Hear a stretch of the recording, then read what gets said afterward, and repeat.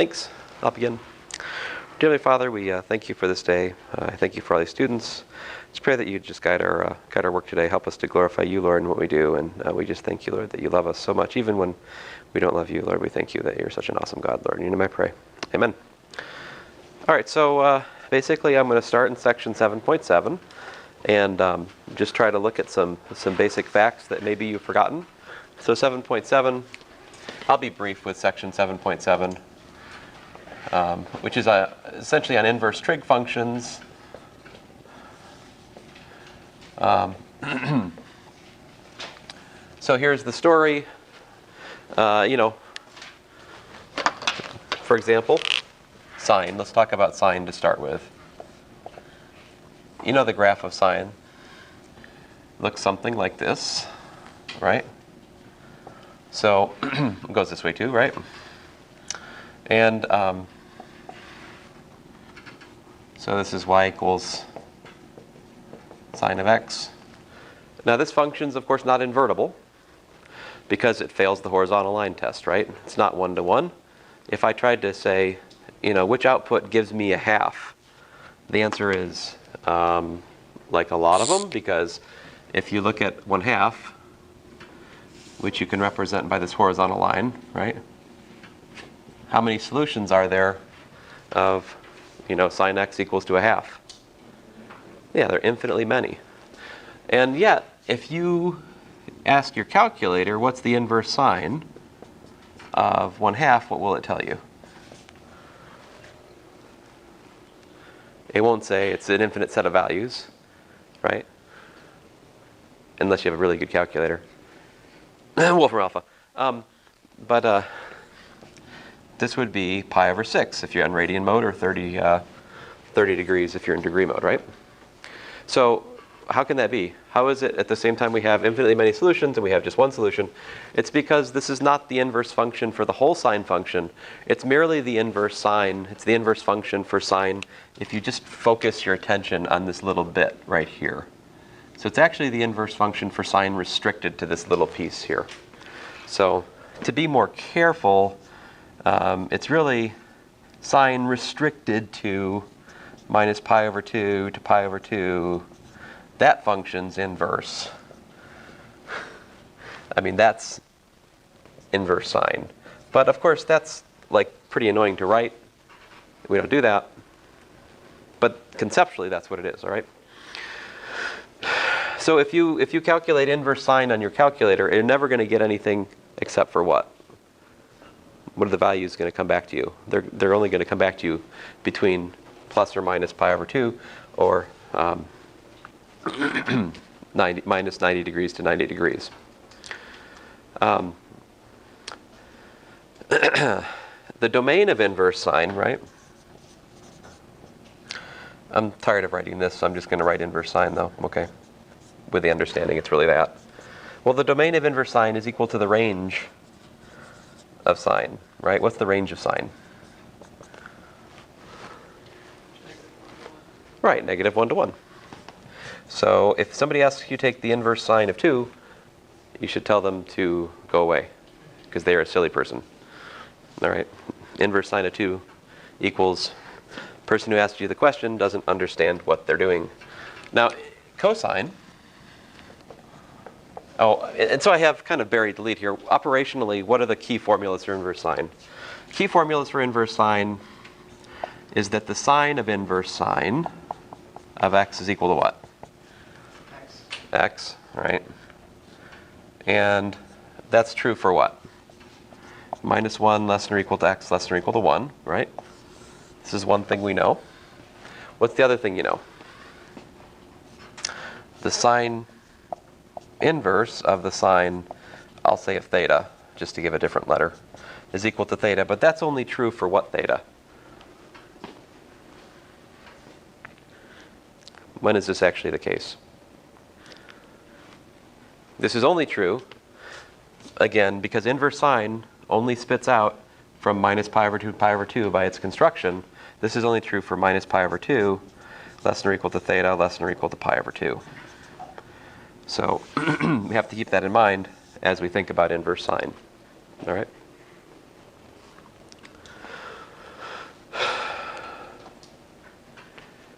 guess I could do cosine. I could do inverse. I think I'm going to do inverse alpha. I'm going to do cosine.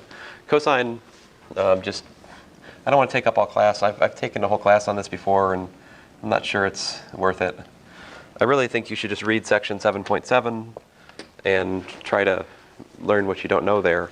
You really should have seen these things, of course, in pre-calculus, but I know it's a little bit rusty, and so I'm trying to review a little bit here. But I'm eager to get to the calculus, so let's get on with it. So cosine, again, is not one-to-one, right? If you go on and on, it fails the horizontal line test pretty badly, right? If I tried to solve cosine, if I tried to solve cosine of x equal to 1/2, I wouldn't get one solution, I'd get infinitely many. Let's see here. So in fact, the custom then is that the inverse cosine is really the inverse of the cosine, just this piece right here. So basically, the definition is that the inverse cosine of the cosine of theta is equal to theta again. That's only going to be true for 0 less than or equal to theta less than or equal to pi. So that essentially defines the inverse cosine. And I mean, if you don't believe me, you can try your calculator, and you'll find out that no matter what you plug into inverse cosine, I mean, if you plug in 2, your calculator is going to tell you again, that's ridiculous. You can't have a cosine that's 2, right? Cosine geometrically is formed from the ratio of what, like an adjacent side to the hypotenuse, right? You can't have an adjacent side which is longer than the hypotenuse of a triangle. So of course that ratio can't be larger than 1, right? So anyway, so this is for that, and then the other way around, cosine of cosine inverse, let's say of x, just to give a different letter, is equal to x, and that's again for -1 less than or equal to x less than or equal to 1. All right. So these are like basic facts that we should know about. Probably the graph of cosine and sine is the most important thing I drew on the board so far. You need to know these, right? They have all kinds of information in them, like this says what? What's that tell you about sine? Sine of 0 equals 0, right? I mean, you say, well, my calculator will tell me that. That's true. But this graph will tell you it immediately if you understand it. Cosine of 0 is 1, right? This is what? This is pi, 2 pi, 3 pi, right? So, for example, if I am to solve the sine of x equals to 0, what's the solution? If I use my calculator, what does my calculator tell me? Sine inverse of sine of x is sine inverse of 0. We probably taught this before, right? And so that's x. And this is inverse sine of 0, which is what? 0, yeah. So x equals 0. And that's the solution. Well, true, that is a solution. But how many other solutions have you missed? A lot, yes. And those solutions you can easily see on the graph. This guy, this guy, this guy, this guy, this guy. Any integer multiple of pi sends sine to 0, right? So the real solution is x is equal to n pi, right? For n, an element of the integers. What are integers?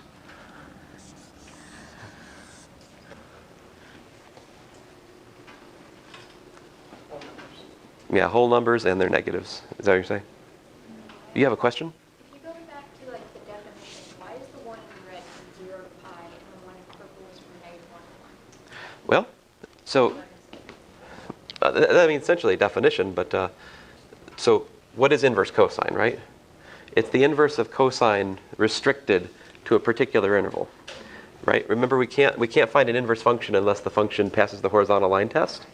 So like to make cosine pass the horizontal line test, what we do is we just focus on this one little bit of it, and everything else is gone, right? And that one little bit is 0 to pi. And so let me call this thing, just for the sake of discussion, y equals f of x, right? I guess I should say f of theta for the sake of making an explicit link with this here. But and I suppose I should really erase these x's and put y's to be really in sync with my comments here. The point is, the domain of f is what? Oh, okay. 0 to pi, but what's the range of f? All right. Thank you. Oh, it's okay. You got me started. I can't be stopped. The range of f is -1 to 1, right? But what's the interplay between domain and range for function and inverse function? They flip over, right? They're mirrors. So this is the range of the inverse function, and this is the domain of the function. Oh, I'm sorry. Inverse function, right? So if anybody asks you to take the inverse sine or inverse cosine of something, you should ask yourself first, is that actually in the range of sine and cosine?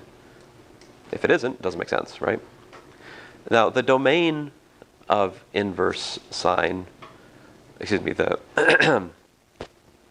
the range of inverse sine, rather, and the range of inverse cosine, those are a little bit artificial. I mean, your question, why not pi to 2 pi? Why not some other choice? I mean, these are just choices, right? Why not do inverse sine based on this piece or this piece? I mean, you got all kinds of choices. You can pick any part of sine which is like passing the horizontal line test, all right? But it is customary to use minus pi over 2 to pi over 2 and 0 to pi for cosine. How about tangent?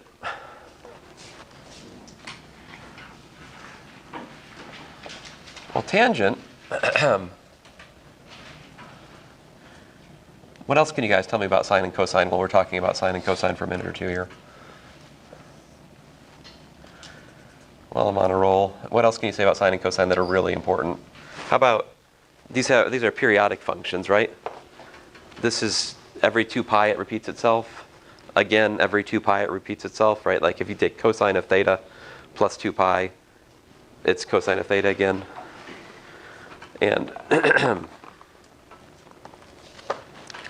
excuse me. Yep.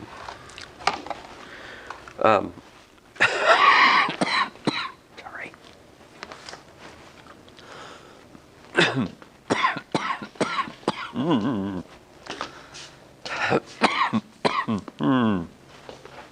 Fun. All right, so tangent's a little bit different, right? Tangent, in case you didn't know, tangent theta is, what is it? It's sine theta over cosine theta. Did I define sine and cosine today? Not really. I showed you their graphs, and I've been telling you things about them and their standard inverses. If you wanted to define them, you could go to right triangle trigonometry, right? Look at right triangles, look at opposite sides, adjacent sides, hypotenuse, and then you can extend to the other quadrants, bipolar coordinates. And we'll get into that later this semester as it appears. But these are the basic things we should know. Tangent theta, sine over cosine, right? So tangent theta is not defined, excuse me, wherever cosine is 0. Where is cosine 0? 0. Yeah, so it's not 0. Cosine is 1 at 0, right? Again, if we look at the, if you don't mind, I'll put it here for a second. Graph of cosine. Let me just do a little planning. I don't know if that's right. Yeah, it's just not. Oh well, I was trying to draw cosine. Anyway, my point is, badly. Oh man, what happened here? What? No.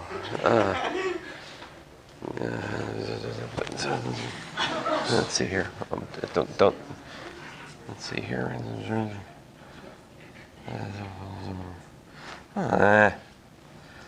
Sorry. I guess it's, yeah.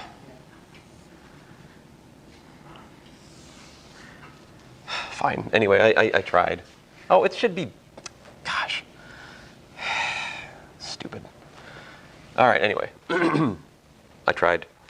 The point is, pi over 2, 3 pi over 2, right? Minus pi over 2, minus 3 pi over 2. Let me try to be sophisticated here for a second. Cosine of theta is equal to 0 implies that theta is equal to plus or minus pi over 2, plus or minus 3 pi over 2, plus or minus 5 pi over 2, and so forth. Now, there's a better way to write that. How could we express that more elegantly, in a more intelligent way? Pi over 2 plus pi. Well, pi into 10 Pi over 2 times what? pi. N pi won't do it, because then I'll get pi in there, right, when n is equal to 2 or 4, 6, 8. I need odd integers. How do we express an odd integer? How about this? How about 2n plus 1? Right? This formula here is an even number plus 1, which is odd, right? It's odd. So this is a sort of a quintessential odd integer. And this is a half, so this is a pi over 2 multiple, an odd integer multiple of pi over 2, we could say. Those are the zeros of cosine. That's all the zeros of cosine. And that's also the places where, those are the points which are not in the domain of tangent, right? So that's the solution set to this guy, right there. To write the solution set to a trigonometric equation, usually if you want to tell the whole story, you probably want to characterize it in terms of an integer and some sort of multiple of pi or a shifted multiple of pi. All right. That said, let's get back to tangent. What's it look like? Somewhere I have a green marker. Where did I put it? Maybe I don't have a green marker. Sadness. So I'll go with an orange marker. It's sort of okay. All right, so that's not a good one at all. Oh well.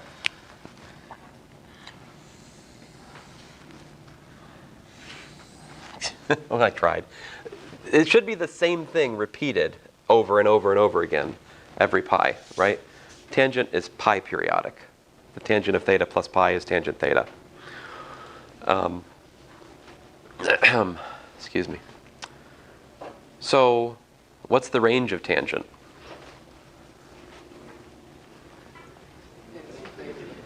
Infinity, right?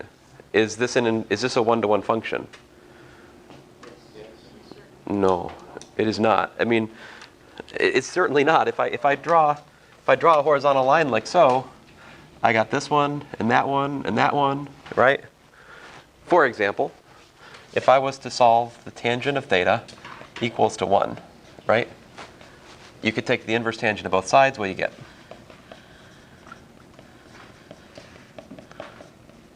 Pi over 4. Your calculator tells you pi over 4, right? But that's just part of the story, right? Here's 1. It told you this, basically. My picture's not right. Sorry, let me make the picture right. This is 1, crudely speaking. Right?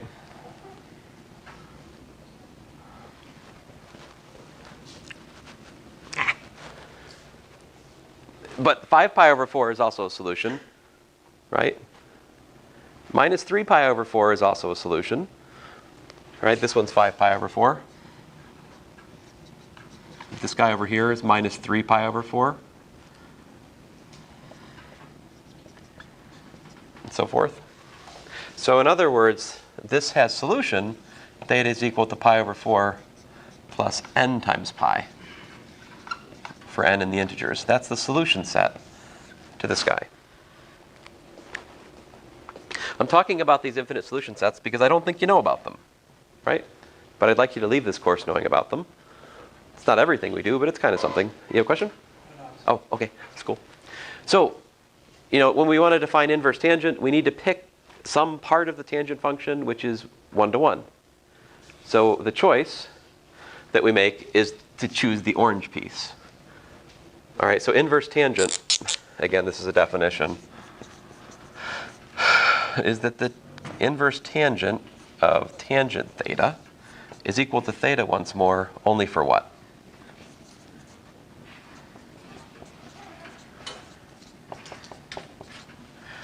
For minus pi over 2 less than theta less than pi over 2. Pi over 2 and plus or minus pi over 2 are not included in distinction from inverse sine, right? Inverse sine, if you plug in 1 or minus 1, it'll spit out respectively pi over 2 and minus pi over 2.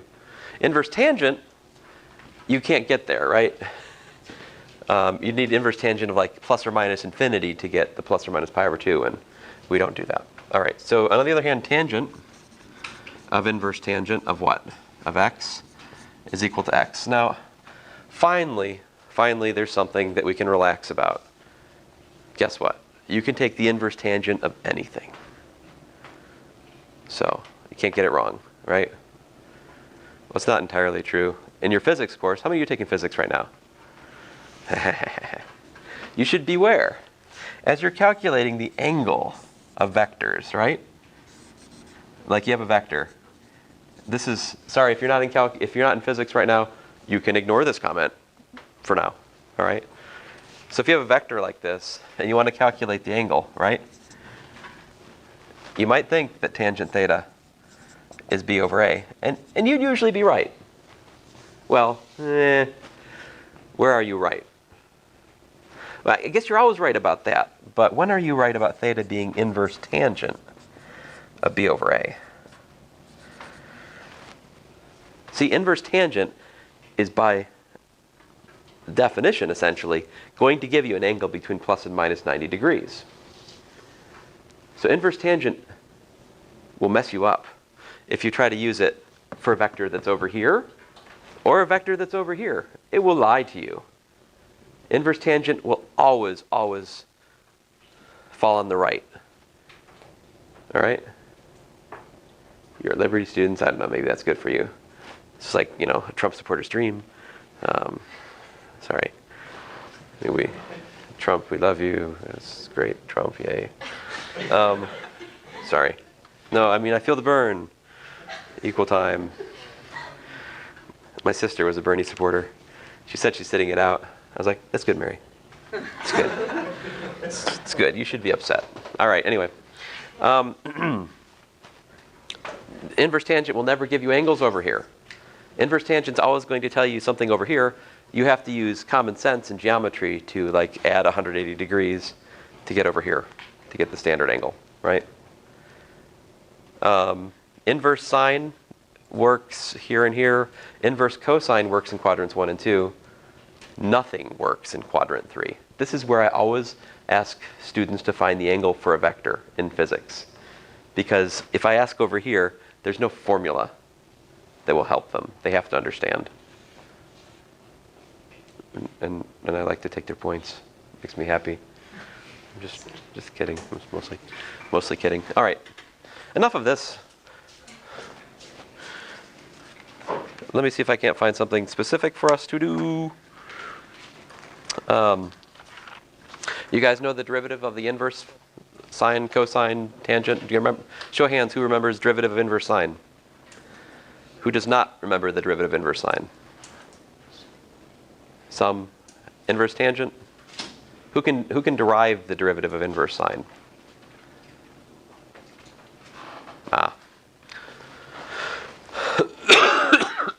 Excuse me. Goodness gracious.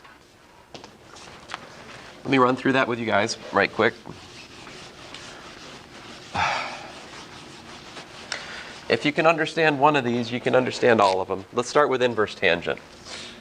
Y equals inverse tangent. All right?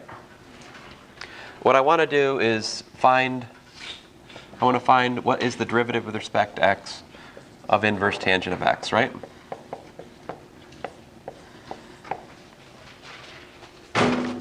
Hey, who put that there? So what do? You take the tangent of both sides. So tangent of y is equal to the tangent of inverse tangent of x, which is x, right? Hey, well this is great. I know how to differentiate tangent. What's the derivative of tangent? Right. Now, notice we're differentiating with respect to x. This is a function of y. Chain rule says I have to multiply by dy dx. So this is secant squared y times dy dx. By the way, this is my least favorite lecture this semester because it's the review lecture. Very soon we'll be going over new material and I can relax a little bit. This is, but anyway, it's a necessary evil. I graded your quiz. You need to hear these things. Dy dx, sorry, I shouldn't be so happy. 1 over secant squared y. All right, 1 over secant squared y. There are some good scores, there are some bad scores. Anyway, dy dx is 1 over secant squared y. Solve for dy dx. What is secant squared in terms of tangent squared? Do you guys remember? Let me remind you this. Cosine squared y plus sine squared y is 1.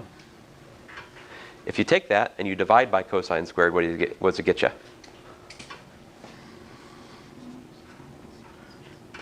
So we've got sine squared y over cosine squared y, right? 1 over cosine squared y. So you know that's secant squared y.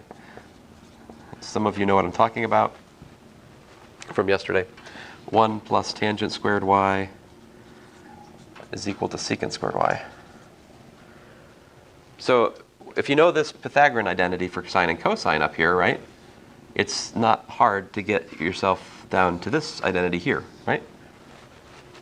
Okay, so this is one of those things that you should know. So we can trade a secant squared for what? 1 plus tangent squared, right? But what is 1 plus tangent squared in this context?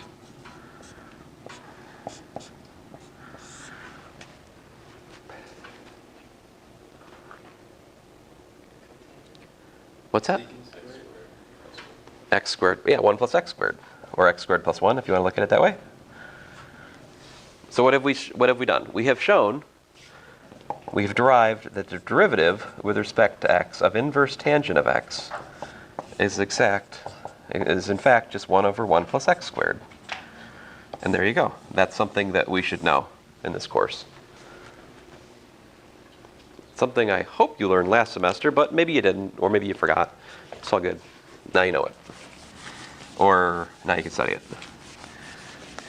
Or, I don't know. Let's see here. Oh, shall we apply this to an integral? So what does this mean in terms of integration? Just to kind of break away from calculus 1 for a second here. What if I was going to do something like this example? I'll do something a little bit different. First, an easy example. If I was to integrate dx over, say, x squared plus 1, I mean, this is a really easy example. What's that?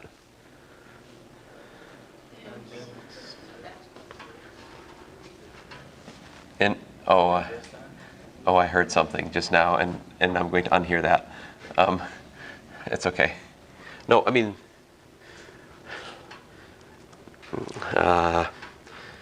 unfortunately, there's no, like, if I have something like this, there's no, like, nice way to just break it up into a division of, to just go, that's something like, 1 over the integral of a plus 1 over the integral of b. It's just, there's nothing like that. There's no such formula.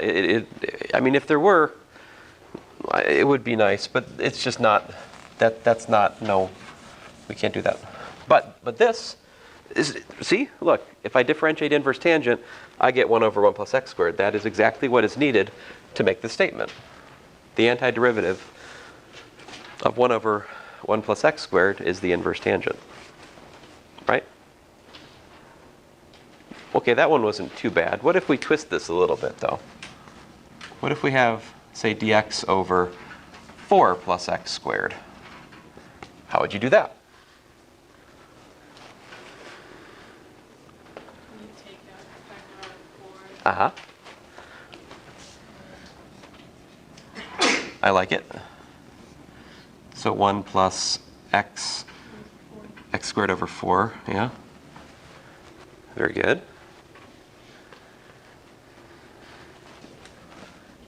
She has the right idea. How about let's let u equal to x over 4, right? Then what would du will be dx over 4, right? Make a u substitution. That means dx is 4 du, right?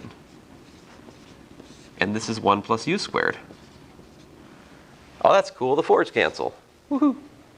And so we've got the integral of du over 1 plus u squared. I feel like I might have made a mistake. Oh, yes, I did. I should let u equal what? My 4 is incorrect. If I want x squared over 4 to be u squared, what does u have to be? X over 2. Very good. Now, I would have found that in a second because I would check my answer by differentiating. But I'm glad we found it now. So that makes there be a 2 here, not a 4. Right. And so we have a half. Now we're back to a basic integral. The integral of 1 over, du over 1 plus u squared is inverse tangent of u. So there it is. 1/2 inverse tangent of u plus a constant. So what does that give us? Now we go back to x, of course, inverse tangent of x over 2 plus a constant, and there you have it. That's how you do that kind of integral. Simple u substitution based on the derivative we just discovered, invented, or reminded ourselves of. You pick whatever fits your philosophy. I don't know. Questions?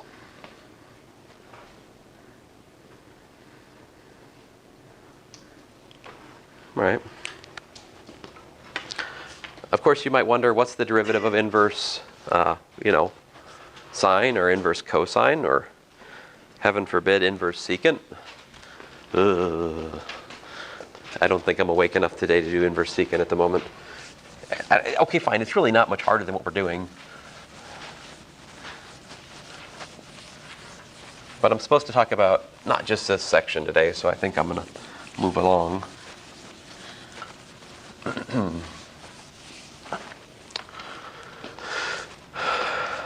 All right, so how about inverse sine? How can we find the derivative, of inverse sine? Dy dx equals what? So I'm basically going to follow the same procedure we just did here. Many of you said you know this already. That's great. I want to show you how you can really know it in terms of basic calculation, right? So sine of y is equal to x. Differentiate both sides. We get cosine of y. Dy dx is equal to 1. Differentiating implicitly. Then what do I do? Solve for dy dx, right?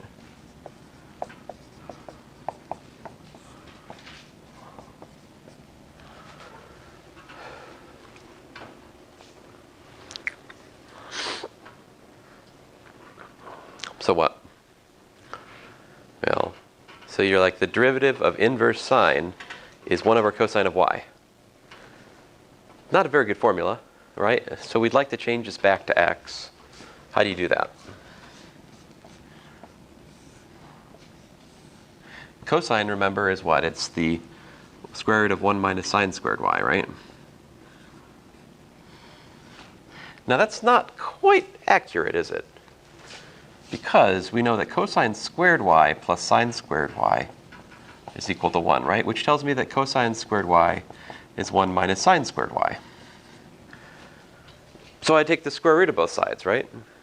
But why do I get to choose the positive root? It could be minus its square root. How do I know it's the positive square root?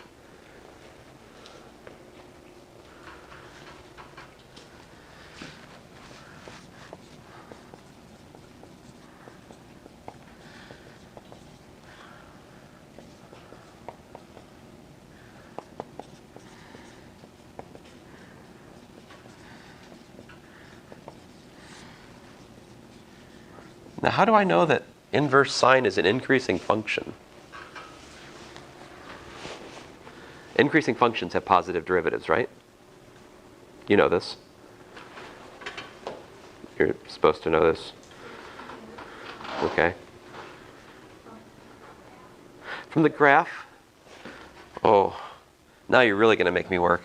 I was going to be lazier than that, but I mean that's not a bad answer. I mean, but I think a lot of students are going to get hung up on that, right? Like, so here's sine, right? Inverse sine. It's got, it's going from here to here. It's basically, I'm bad at this. Dagnabbit. That's not right. That's not even. All right, let's agree that I don't want to graph inverse sine at the moment. You should be able to graph inverse sine. I'm conserving my mental energy for other things. Here's an easy argument to see why this is. Sine of inverse sine of x is equal to x, right? So if you differentiate this, what happens?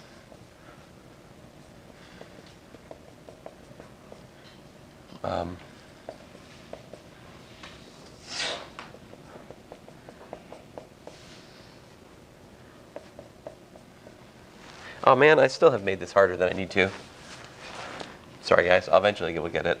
If you look at f of f inverse of x, right, equals x, differentiate this. We get df dx evaluated at f inverse of x, right, times the derivative of the inverse function with respect to x is equal to 1. This is the chain rule. I don't want to state this just for sine. I want to state it for a general function, right? So my point is, what does this say? How does the derivative of the function, right, at this point, relate to the derivative of the inverse function at x? Their product, right, is 1. That means that they're either both positive or they're both negative. So what that tells you is an increasing function has a corresponding increasing inverse function matching the appropriate points, right? So the fact that sine is increasing where we define inverse sine, right? The branch of sine that we define the inverse sine is where sine is increasing. It follows that the inverse sine is also increasing. And if I could draw the graph worth anything, you'd see it's increasing. Okay. I guess it's going to bother me until I draw it. I'm sorry, it's how I am. It's just the sine function run vertically, you know.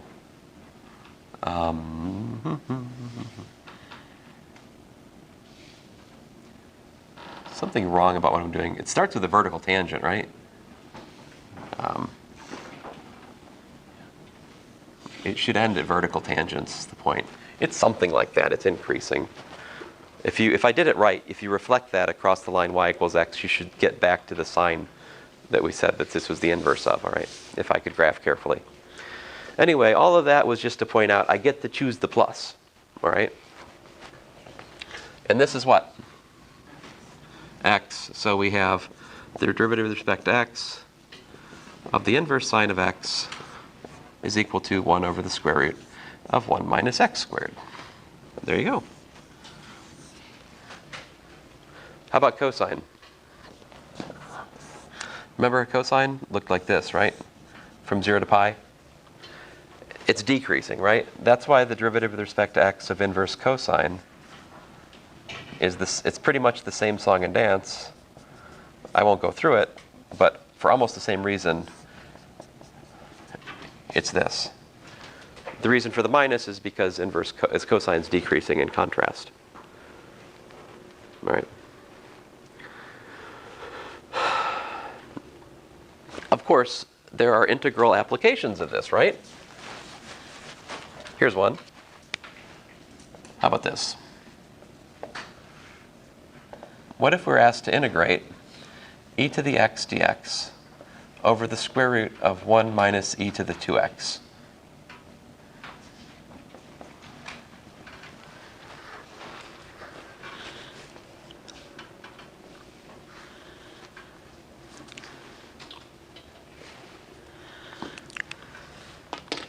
Can anybody lend me a U?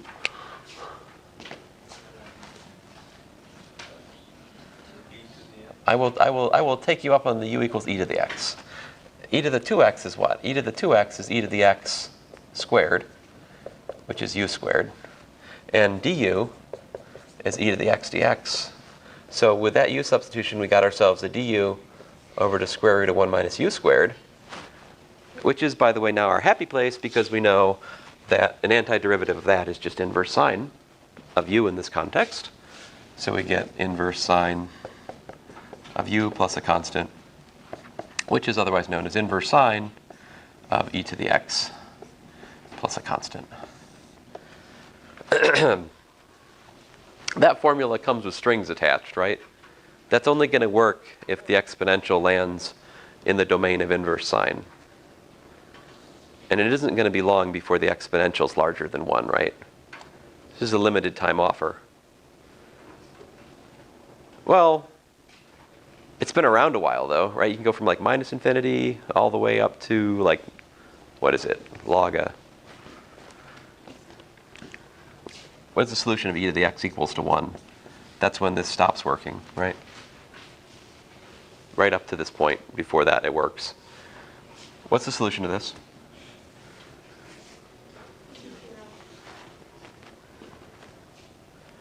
E to the 0. Oh, you're saying this is equal to e to the 0? Ah, yes, okay, very good. X equal to 0. I'll take you up on that. This is a very, it's a very negative problem. Yeah. All right. Sorry, guys. I'm just trying to do enough here that you get a sense of how these things work out. There are some more difficult relations in 7.7, but I'm gonna go on here. Although I think it's probably helpful for you. Well, what I'm gonna do is tomorrow I'll ask if there are any questions about the homework from 7.7 at the start of class, and we'll just anything that you want to talk about, we'll do it then. All right. I'm gonna move on to 7.8, which is the hyperbolic sine and cosine. I am hoping most weeks we don't go full-time Tuesday, Thursday. Today I think I better go full-time because of what I saw in the quiz. But generally speaking, I'm hoping we can end a little bit early the semester.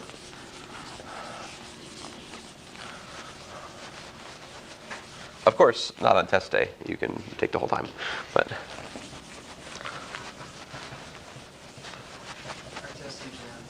yeah, or Thursday. So 7.8 is on something which you might be less familiar. Hyperbolic functions, right?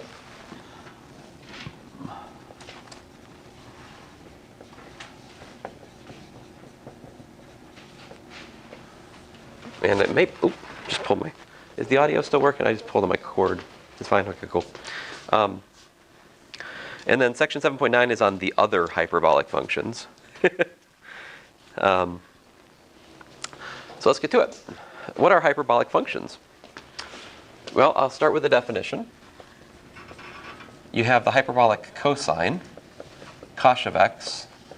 This is 1/2 e to the x plus e to the minus x. The hyperbolic sinh of x, or hyperbolic sine, is 1/2 e to the x minus e to the minus x.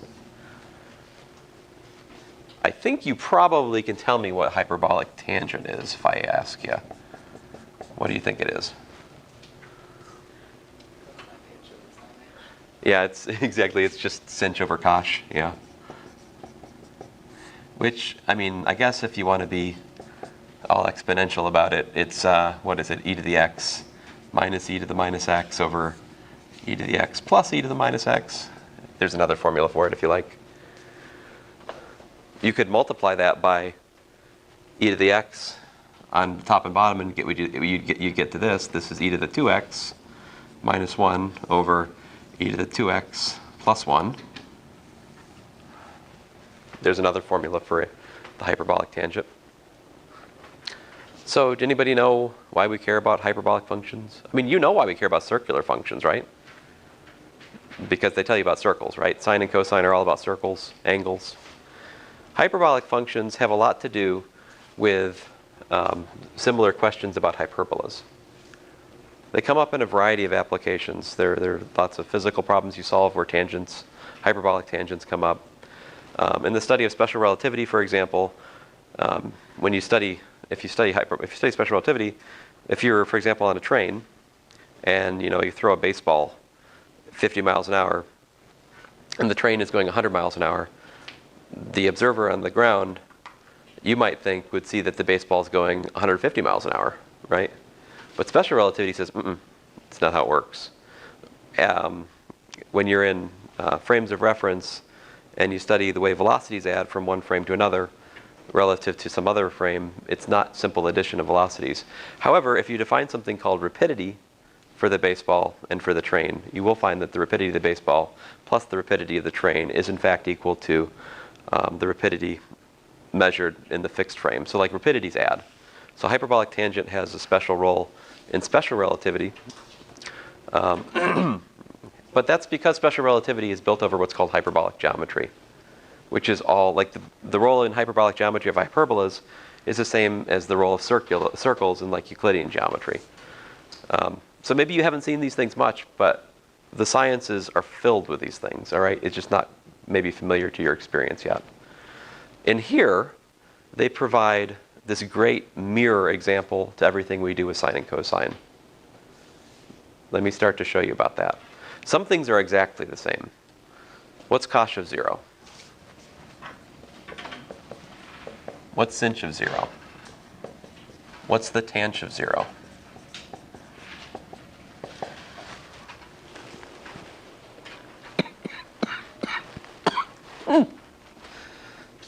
Sorry. You guys know what the exponential of 0 is. You just told me a second ago it was 1, right? 1 plus 1 is 2. 2 divided by 2, 1. Hey, that's just like cosine, right? And you know what? 1 minus 1 is 0, which, by the way, is sine of 0, right? And tangent is 0 as well, just like tangent of 0 is 0. There's great commonality. Now, what happens if you add cosh and sinh? So let's start looking at some identities. Well, I mean, you guys tell me, what do you want to see? The graph of cosh and sinh first or identities? Show of hands for graphs. Let it never be said this class wasn't interactive. Show of hands for identities. Oh, man. All right, I guess I got enough room for graphs here. Sorry, I guess I'm always going to make somebody upset. Cosh is really like more or less like that. Sinh. Honestly, if you remember these graphs, though, there's just so much in them. And if you understand these graphs, you pretty much can answer the vast majority of questions that come at you about cosh and sinh. So here, let me try to explain to you better what I'm drawing. So some fun facts here. This is going through the origin. Sinh of 0 is 0. The slope of that is 1 as it crosses the origin. The reason for that is because the derivative of sinh is cosh. Cosh of 0 is 1. Slope 1 as it crosses the origin. This is 1. So we have this fundamental identity about cosh, which is that cosh of x is greater than or equal to 1. There's an inequality that we know about hyperbolic cosine, which is like pretty awesome. Can cosh of anything be 0? No can do's, Phil, right?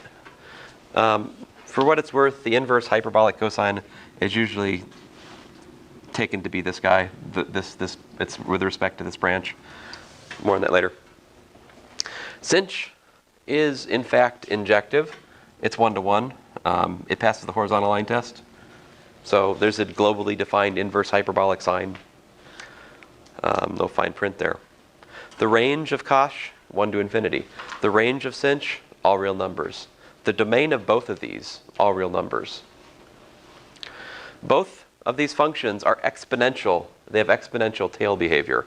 So like if x is way, way, way bigger than 1, right, as x goes to infinity, this is like e to the x over 2. It's like minus e to the x? Well, it's like this is basically dominated by minus e to the minus x over 2. This is essentially e to the x over 2 over here, right? This guy here, after just a little bit, is essentially just e to the x over 2. This behaves essentially as e to the minus x over 2. So these things are like exponential both ways, but they do kind of resemble quadratics or cubics if you just kind of loosely look at them, all right? That's what they look like. Now here's what we know about them.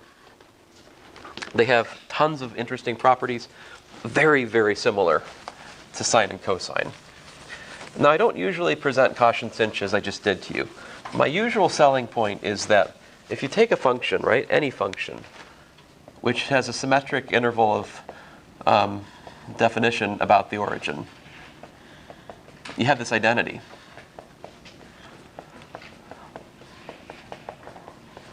All right, provided that x in the domain of f implies that minus x is in the domain of f.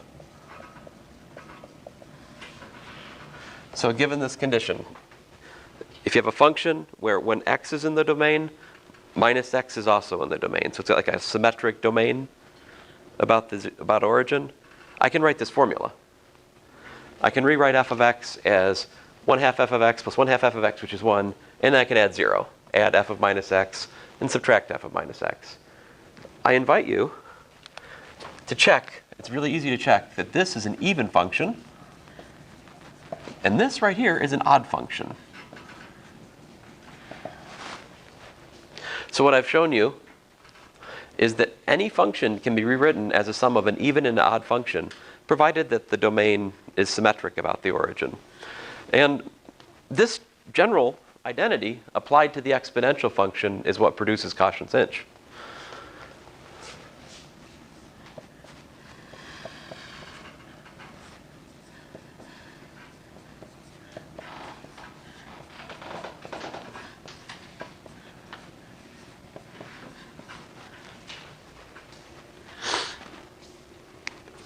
Right? What is that? This is what we just called cosh, right? This is what we called what? Sinh. So there you have it. One of the fundamental identities for cosh and sinh is that the sum of cosh and sinh is the exponential function. All right.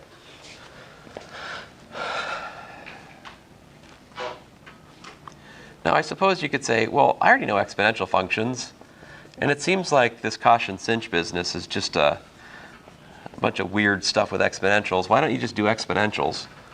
Well, I mean, I guess you could look at it that way, but that would be sort of like throwing out hurdling in the Olympics because you already have running and jumping.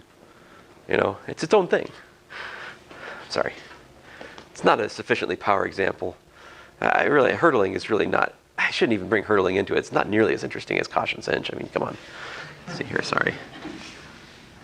My apologies to any. I'm sorry, are there any Olympians here? There's like 6,000 of you. I guess there's a chance. But anyway. So there's one thing. How about e to the minus x? I just got done telling you, by the way, cosh is an even function, sinh is an odd function, right? So what happens when I put cosh of minus x and sinh of minus x?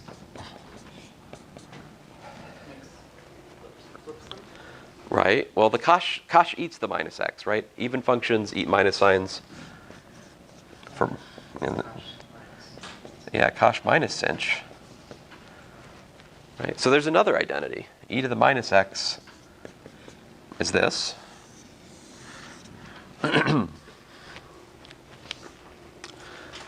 What happens when you multiply? What is the relation of e to the x and e to the minus x? You guys know. This is 1 over e to the x, right? So what happens when you multiply e to the x and e to the minus x?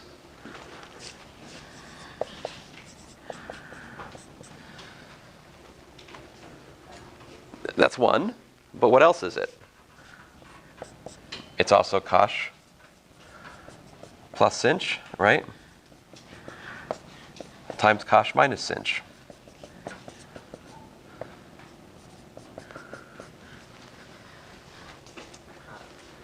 Can you simplify that? Let me make it a little bit less hard to look at. This is a plus b times a minus b. Right, this is the difference of perfect squares identity, right? It's a squared minus b squared. Working backwards. Like you said, cos squared minus sin squared. Yeah. The cross terms cancel.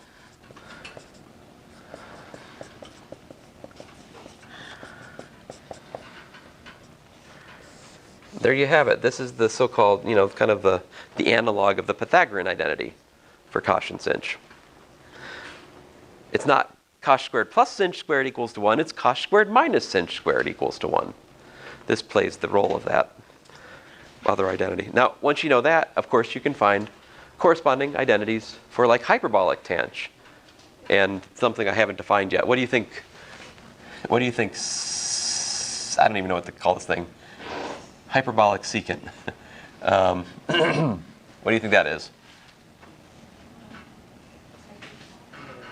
Yeah, 1 over hyperbolic cosine. I heard it. You are correct. That's what that is. So if you take this identity we just found and you divide this by cos squared, what does this give you?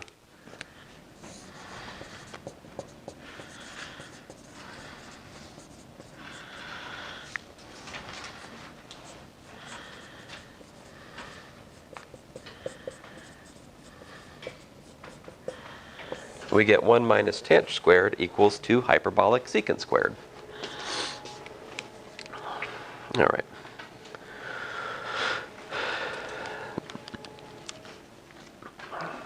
All right. Let's see here. There are so many more. Like all the adding angles formulas, for sine and cosine, there are corresponding identities for cos and sinh. But I'm a little bit worn out on the identities at the moment. I'm going to switch gears here and talk about derivatives. All right. So let's talk about first of all the differential calculus here.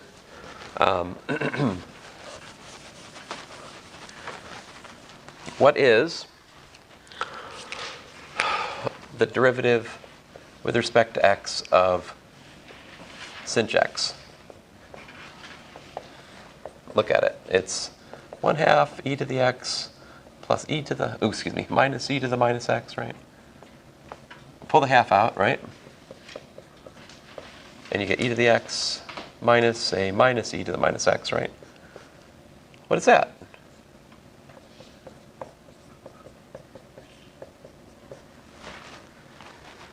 Which is what? Right, the derivative of sinh is cos. At this point, you're like, well, of course that's true, right? Because I could see it from the graph over here, these wonderful graphs you drew. It was so obvious that the slope of the sinh is given by the cos, right? Like the slope here, slope 1, right? Clear from my picture, And the slope gets, well, anyway, there you go. So, excuse me. So that's one of the things we could say. How about the derivative of cos?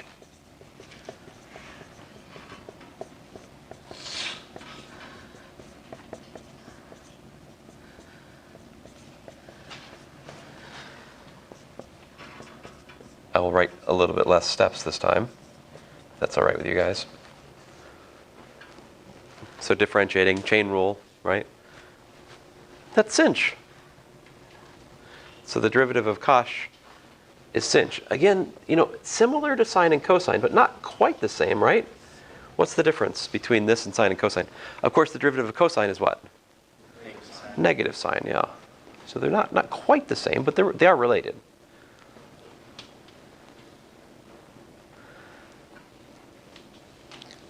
Well,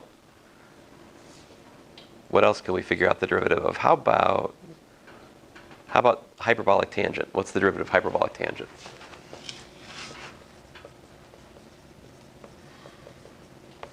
How would we figure that out? You guys love the quotient rule. I know that. I graded your papers.